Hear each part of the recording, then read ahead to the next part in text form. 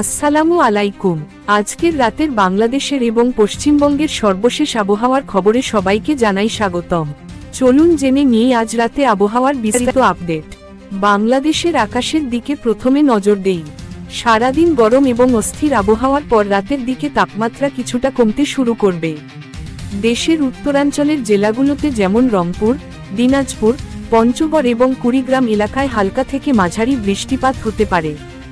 সেই সঙ্গে কোথাও কোথাও দমকা হাওয়ার সঙ্গে বজ্রপাতের আশঙ্কাও রয়েছে। এই সব এলাকায় রাতের তাপমাত্রা 25 থেকে 27 ডিগ্রি সেলসিয়াসের মধ্যে নামবে। ঢাকা ও আশেপাশের এলাকায় আকাশ আংশিক মেঘলা থাকবে। রাতের দিকে বাতাসে আর্দ্রতা বেশি থাকবে, যার কারণে কিছুটা অস্বস্তি হতে পারে। তবে মাঝরাতের পর থেকে আবহাওয়া অনেকটাই আরামদায়ক হবে।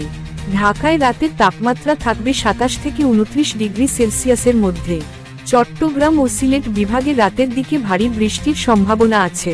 পাহাড়ি এলাকায় বৃষ্টির কারণে ছোটখাটো ভূমিধসের ঝুঁকি থাকায় সকলকে সতর্ক থাকতে অনুরোধ করা হচ্ছে। যারা রাতের বেলায় ভ্রমণ করছেন, দয়া করে সাবধানে চলাফেরা করুন। এবার আসা যাক পশ্চিমবঙ্গের আবহাওয়ার খবরে। কলকাতা ও পার্শ্ববর্তী এলাকায় আজ রাতে মেঘলা আকাশের সঙ্গে মাঝারি থেকে ভারী বৃষ্টি হতে পারে। বিশেষ করে নদিয়া, মুর্শিদাবাদ এবং হাওড়া এলাকায় বজ্রপাতের ঝুঁকি আছে। কলকাতায় রাতের তাপমাত্রা থাকবে প্রায় 26 থেকে 28 ডিগ্রি সেলসিয়াসের মধ্যে। দক্ষিণবঙ্গের উপকূলীয় জেলাগুলোতেও দমকা হাওয়া এবং সামান্য বৃষ্টির সম্ভাবনা রয়েছে। তাই যারা রাতের বেলায় বাইরে বের হবেন, তারা অবশ্যই ছাতা সঙ্গে রাখুন এবং গাড়ি সাবধানে চালান।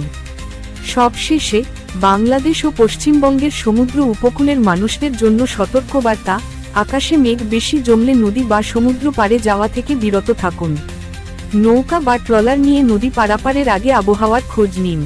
এখনই সাবস্ক্রাইব করুন আমাদের চ্যানেলটি, কারণ প্রতিদিন সকালে ও রাতে আমরা আপনাদের দিচ্ছি সঠিক এবং সর্বশেষ আবহাওয়ার খবর।